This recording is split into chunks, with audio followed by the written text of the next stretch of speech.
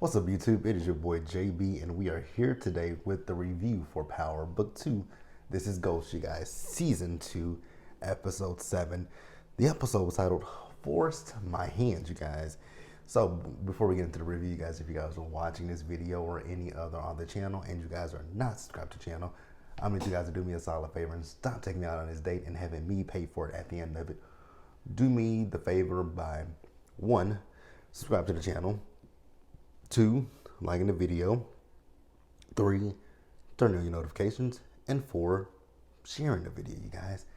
And with that out the way, without further ado, let's discuss Power Book 2 Ghosts, shall we?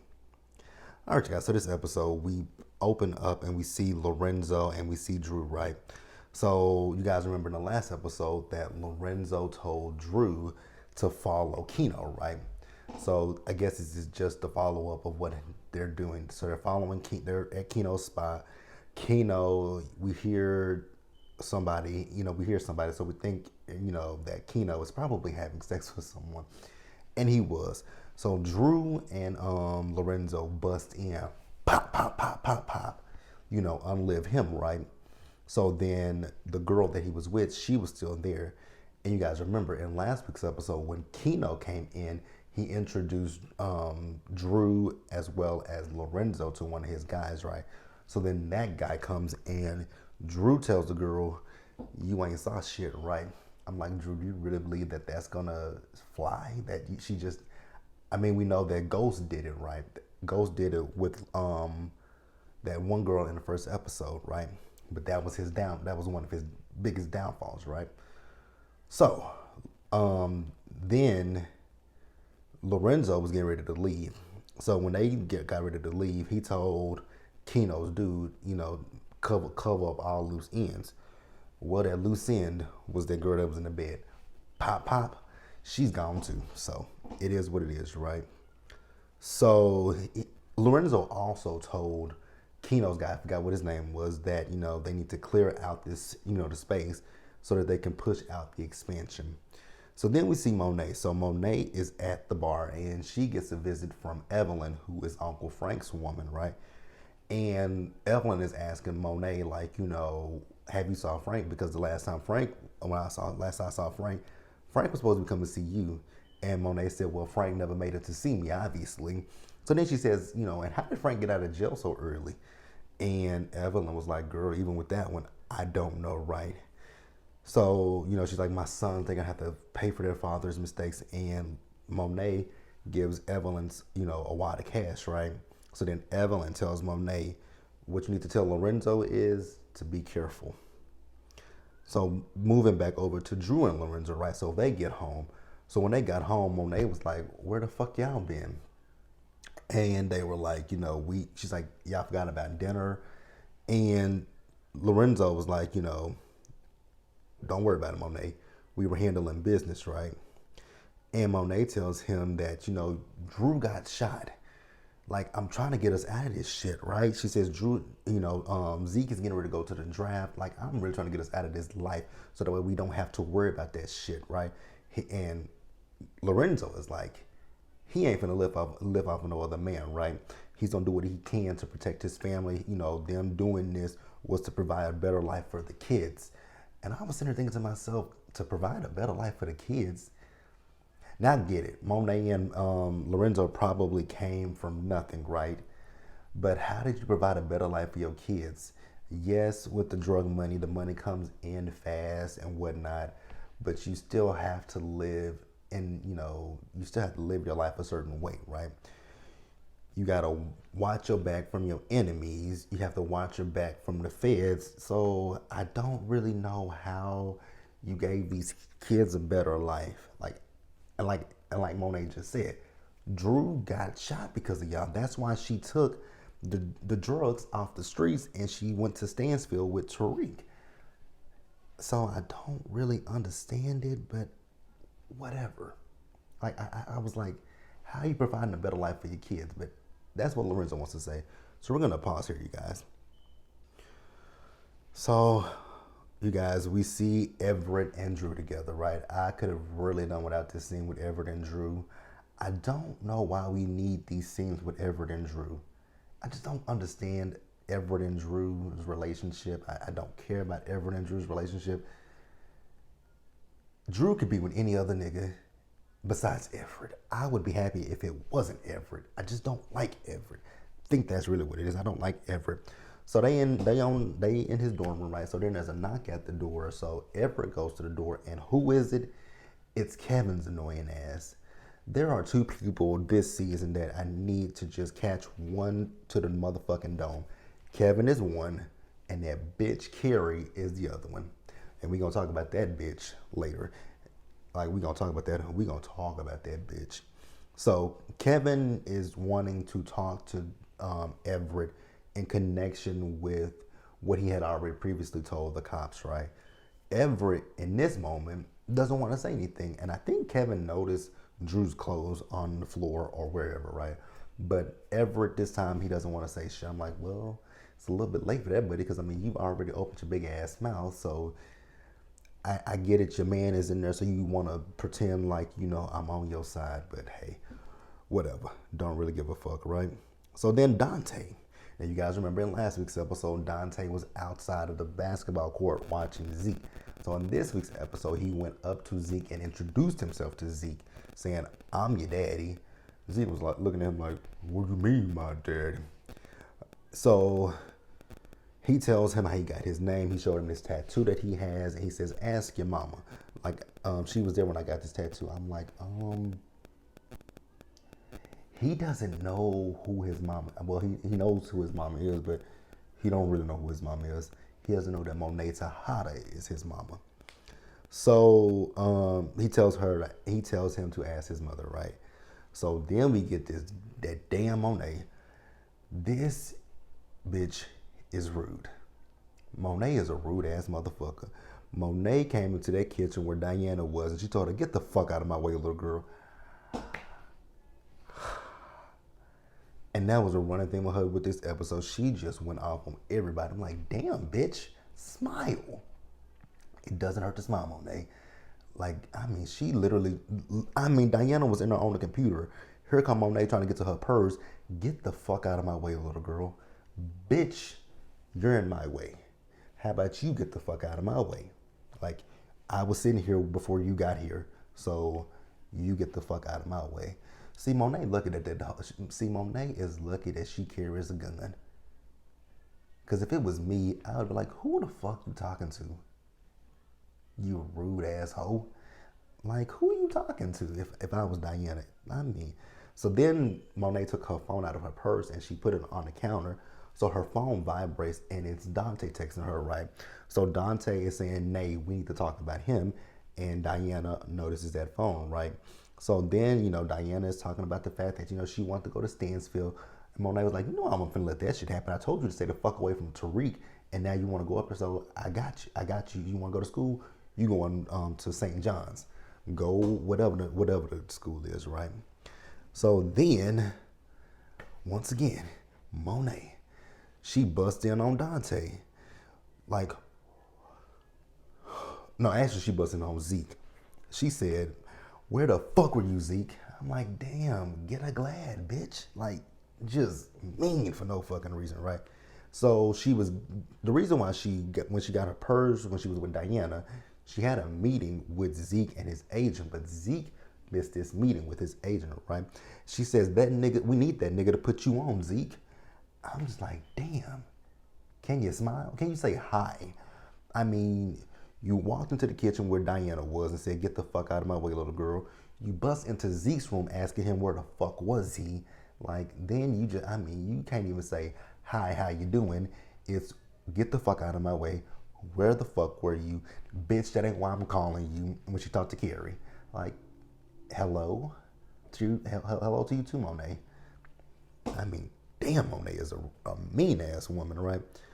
So she asked him, "Where the fuck you going?" He says, I'm going to go see my mom, because this light-skinned man came up to me on the basketball court talking about he my daddy. So I need to go talk to my mama. But, my mama said to me for years that my daddy was dead. So I just need to know what's going on with this, auntie."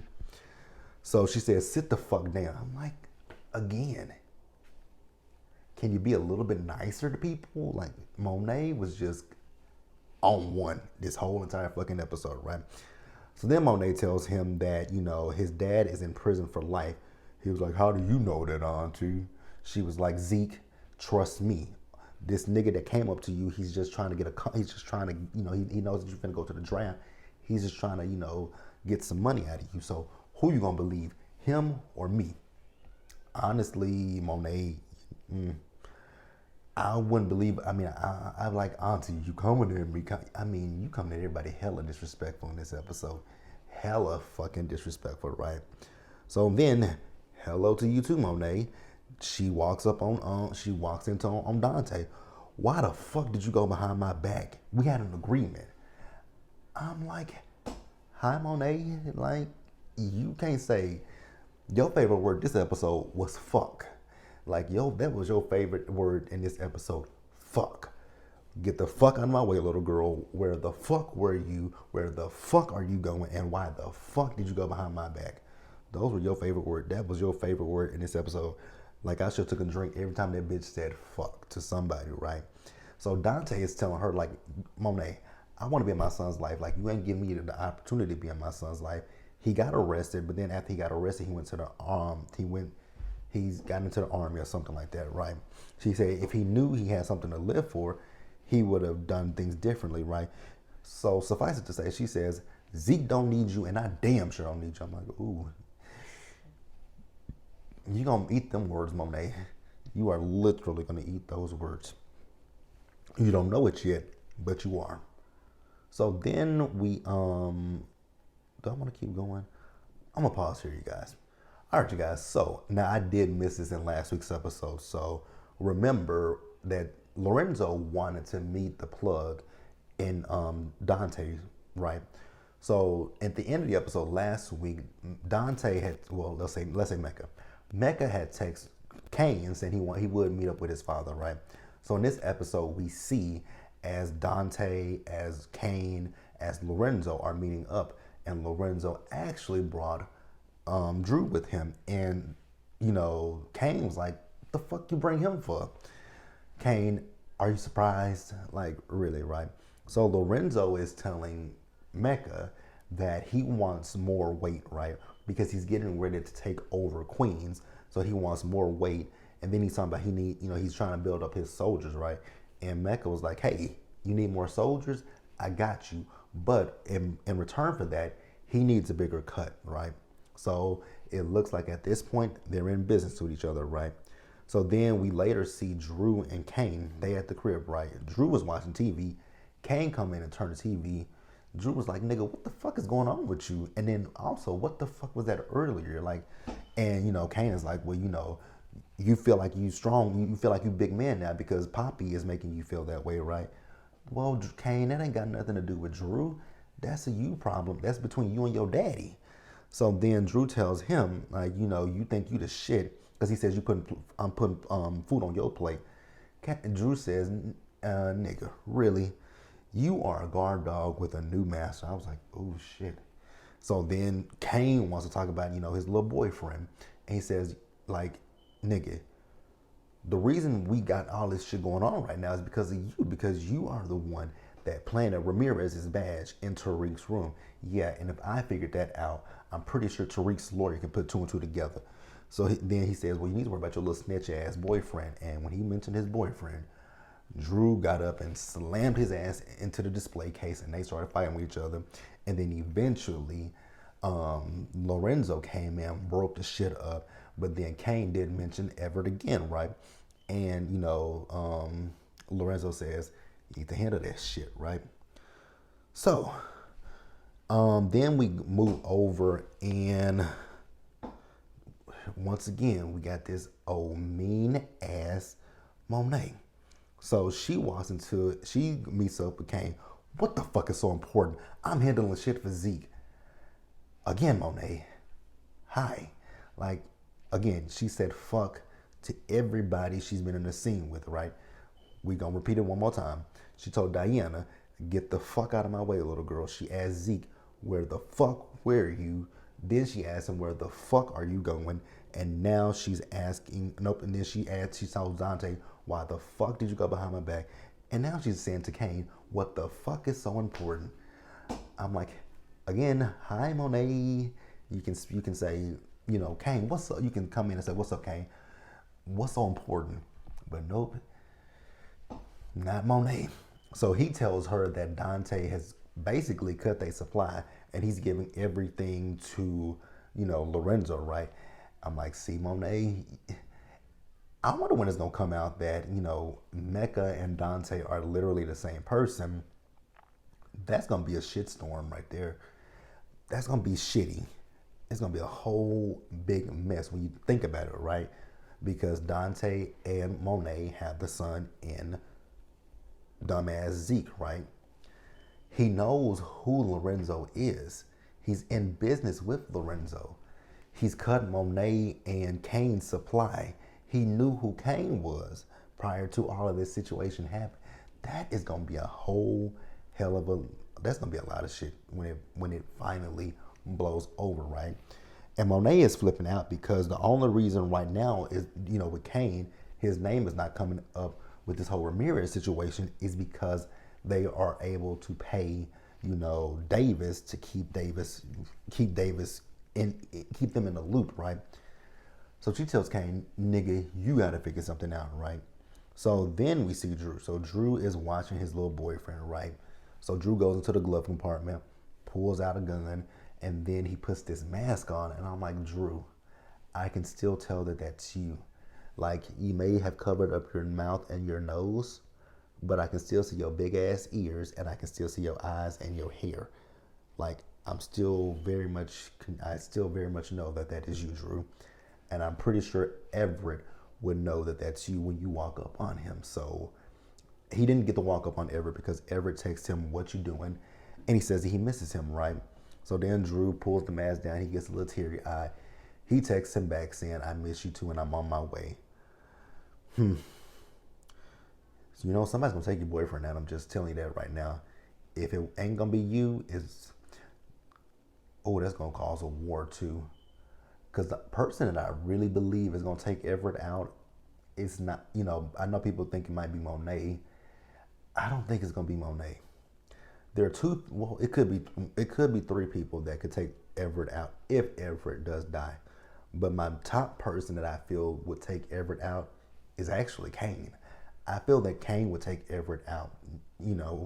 Based on this episode, I feel it would be Kane. If it's not Kane, it could be Lorenzo. Those are my top two. And then Monet could take him out, but I don't think it would be Monet. I think it would literally be between Kane and Lorenzo. But my money, once again, is on Kane. So then we see Zeke. So Zeke is staying over to Monet's house. So then Diana comes in and she's like, Zeke, you staying here? He says, yeah, Auntie told me to stay here because this man named Dante came up to me on the basketball court talking about he my daddy. But then, Auntie told me that that's not my daddy. So I'm staying here just to stay clear. God, Zeke is a dumbass. That's all I got to say about Zeke, right? So then we see Kane. His dumbass has hopped into the car that Davis's car, right? So Davis get in his car. Kane pulls the gun on him, on Davis. I'm like, Kane, you are a dumbass. This is a lawyer. The reason that you're not in jail and the reason that your name hasn't come up is because of Davis. So why the fuck would you pull a gun on him and potentially try to kill him? Like, he is your only hope, right? Yes, he's defending Tariq, but he's also in the process helping you. Kane don't think shit through. I mean, even Davis said, like, Tariq didn't rat you out, and at this point, you and Tariq are on the same team. I'm like, God, Kane is an idiot through and through. So Davis tells him, like, as long as the money comes through, nigga, we good. You ain't got nothing to worry about, right? So then we see Lorenzo. He has this night set up for Monet. And he asks Monet, is she still working with Tariq? She says, no, she did it. She ended that, right? So then, remember, earlier in the episode, when Lorenzo met up with Dante, right? Remember, he was telling him about this crew. He needed soldiers, right? So then we see them, and they're at this what looks like a warehouse, right? And they go in and they just start spraying all the people in there, and then, they text Lorenzo saying it's done. Meanwhile, Monet is laying on the other side of the bed, and she got a text message from Dante saying that can he talk to her, please? And that's it with them. That's it with the Tejada family. So now we're gonna move over and we're gonna talk about Tariq, you guys. Whew. And I'm at 20 minutes and I'm still not even halfway done with this episode. Lord, this is gonna be a long ass review. All right, you guys. So let's talk about Tariq real quick. So we see Tariq. So Tariq went to Davis' office and he's meeting with him and Saxe, right? So Tariq, Davis is like, what do I owe this pleasure, right? So they then show him this video that the prosecution has, right? And the video is of Ramirez's murder, right? And Tariq says, that's not me. I didn't do this.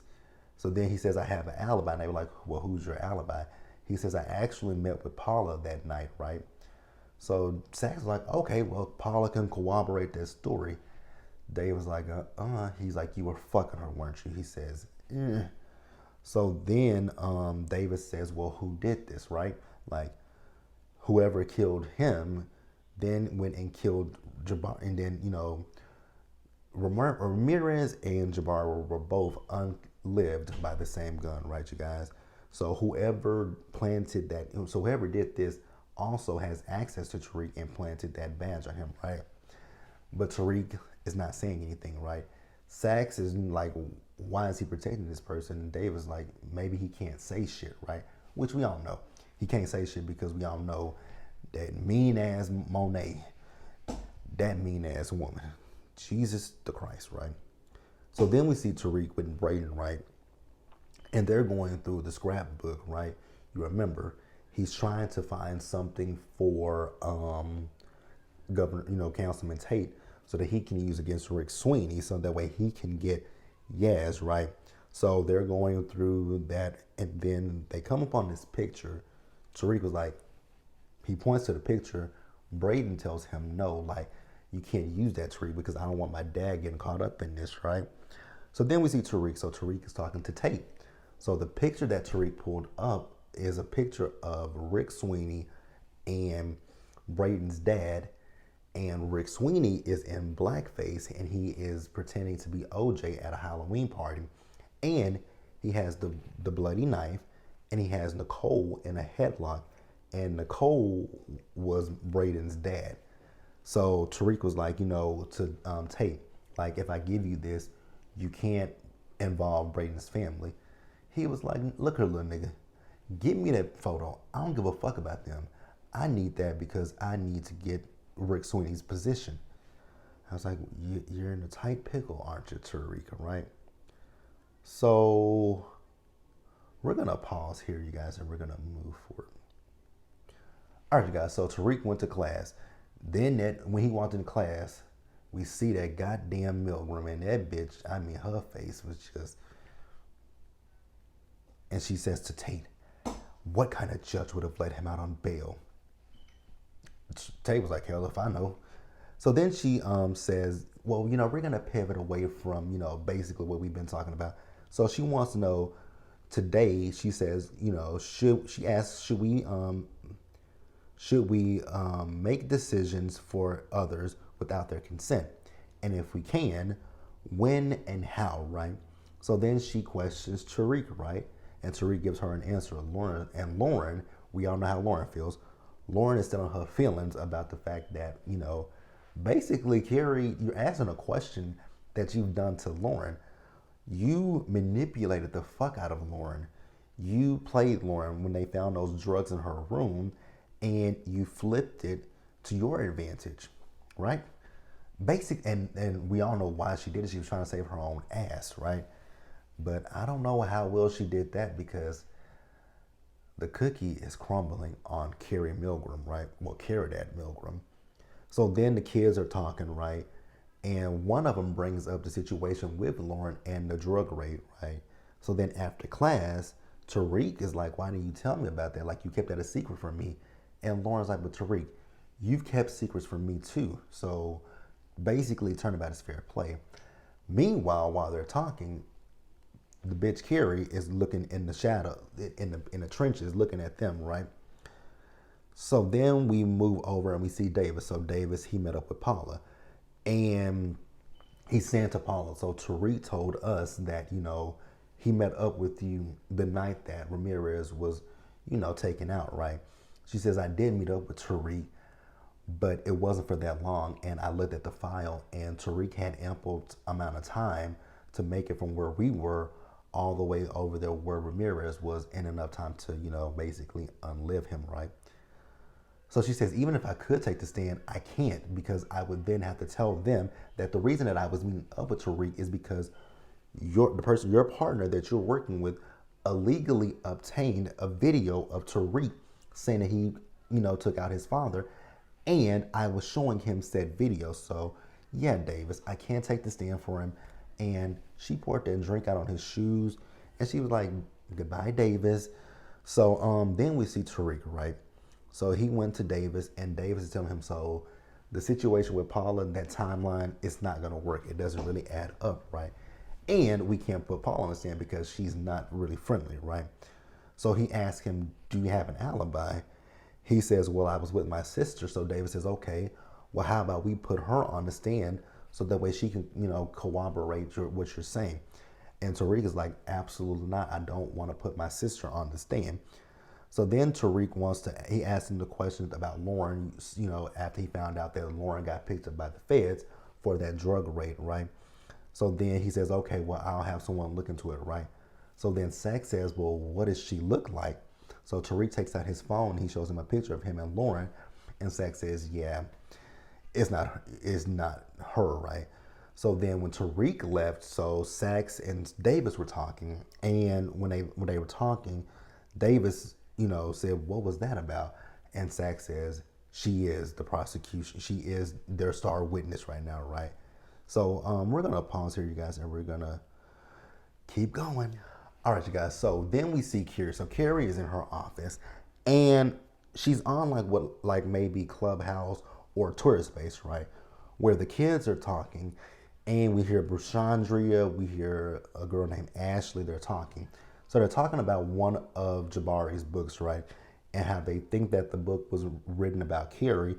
And then they talk about the fact that, probably before his untimely demise, that him and Carrie were probably back in the sack with each other, right? But then one of the kids was like, but I thought she was fucking Z. And then Brushandria says, well, bitch gets around, but no judgment from me, right? So then Tate comes into the office. So Tate comes in, he's talking to Carrie about this dinner that they're going to be having in honor of Jabari, right? He didn't get an invitation to it, right? So then the dean then comes into the office, and he's telling Carrie, with all the chatter that's going around about her right now, it might be best if someone else gives that speech. So then Tate comes in, and he comes in being Captain Save-A-Hole, and he defends Carrie, right? So then we see Tariq. So Tariq met up with Tamika, and he tells Tamika about Davis wanting Yaz to take the stand. But he doesn't want her to do that because he doesn't want Yaz to lie for him, right? So then Tamika shows him all of the, the unlived bodies, right? Lobos, Lakeisha. Now, we all know Ghost had nothing to do with Lakeisha. That was Tasha. But hey, whatever it was, she says, she thought once Ghost was gone that the killings would stop, but the bodies keep piling up, right? So she says that she tells him, so basically, Tariq, if you want my help, right, I'm not like Davis. You're going to have to tell me the truth, right? So he says he was forced to unlive Jabari. And she says, well, who forced you to do it, right? Because he says it was either him or it was me. So she says, who forced you to do that, Tariq? And she says, you need to tell me the truth. She said that I can get you a deal. Now, you won't go free, but what you will get is 5 years. And when you get out, you'll still be in your 20s. So you can go to college. You can do whatever it is that you want to do, right? Excuse me. So then we see Carrie. So Carrie is at this dinner, and then she spots Lauren, and she walks up to Lauren and says, well, Lauren, I did see you with Tariq earlier, and, Tariq is very dangerous. He's a drug dealer. He's a murderer. He's this and he's that. Lauren hit the bitch with, so you talking about Tariq is this and this and that, but what are you? Because you were the common denominator in the shit between, you were the common denominator between Zeke, Tariq, and Professor Reynolds. So what does that make you? So then we see the Westons there. The fact that Trace does not know Jabari's name, and he said we don't know his name. We didn't know his name up until today, and you still said the nigga's name wrong, right? So Tate then goes up to Braden's dad, right? And what Tate was trying to do was he was trying to use his picture of their dad with Rick Sweeney in the blackface to his advantage. He's basically telling him if he tells Rick Sweeney to step down, this picture won't see the light of day. But, you know, Braden's dad says, I'm not too fond of black men. He says, but you are fond of blackface. Okay, right? So then we see Brushandria and we see Lauren. So they're talking about Jabari, and then Carrie comes up behind them and she starts giving her speech. But Carrie soon stops because there's a lot of chatter about Carrie. I'm like, ooh, Carrie, girl, what you gonna do? What you gonna do? Because they're talking about you. So then when she leaves, Tate following behind her. He tells her the real reason that he was there at that party, basically trying to get his way into the political arena, right? She says, how did it go for you? He says, it's politics, girl. But he basically tells her in a nutshell, you got this, champ. No, she don't. No, she don't. All right, you guys, so I think I'm going to pause here and we're going to wrap up the episode. Whew. Y'all, I've been talking for about 31 minutes. All right, you guys, so we're going to just keep going.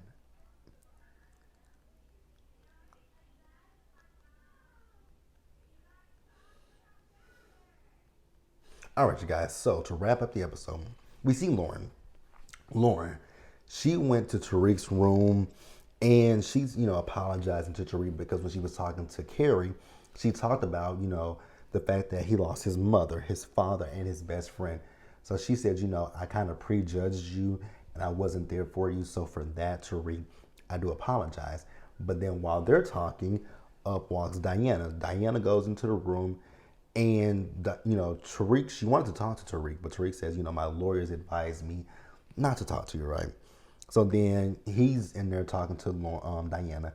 Diana's trying to pretend like she wants to talk about course correct and what is he gonna do. He says, Diana, stop fucking with me with that shit. Like, what do you want, Diana? So then she says she wants to talk about her parents, right? So she thought that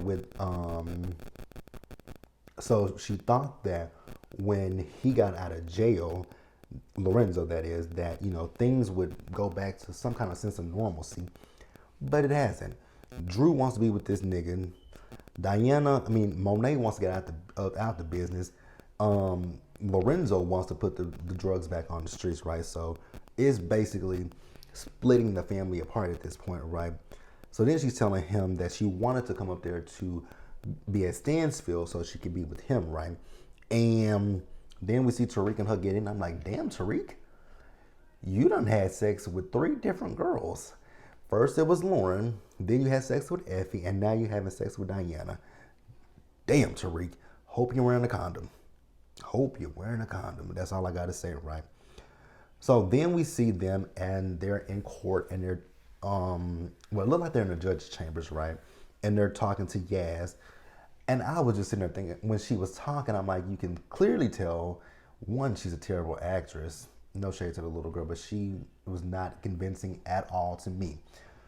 Telling that story, me and Tariq, Tariq was at the house when I burned the bacon. He came down and he put baking soda on the skillet. And, he was there the night before, so he spent the night and we watched the Disney Channel with each other. So then Jenny caught on to that. I'm like, you can clearly tell this little girl's being coached, right? So then Jenny says, okay, so Tariq was there. Was he there before the sun went down, or was it still a light out? It was a little light outside. But then she caught her up in that lie. She says, okay, so I don't know how this came up, but you guys remember, Big Mama and Yaz had went to the liquor store, and it was dark. So she caught her up in there. She's like, obviously she's either lying or she doesn't remember everything, right? So Tariq says, stop, we're not doing this, right? So then we see Tamika. So Tamika met up with Sax and tells him that, Tariq obviously knows who killed Ramirez. He just won't say it because he doesn't want Yaz to be in the system. But she says if you can get Yaz out of the system, she believes that Tariq would, make a deal and sign it. Because she says she wants to help Tariq in order to not become his father and be actually a worse version of his father, right? I'm like, good luck with that one, Tamika. And then we see Sax and Jenny and Tamika, right? So they went to Tariq's room. They had this deal. Remember, the deal was he would go to jail for 5 years if he gives up who actually killed Ramirez. Tariq is like, I ain't doing that shit. Like, if I do that, do you guys really think I'm gonna make it in prison being a snitch? And then my grandmother and my sister, they're not going to be able to walk around. So no deal.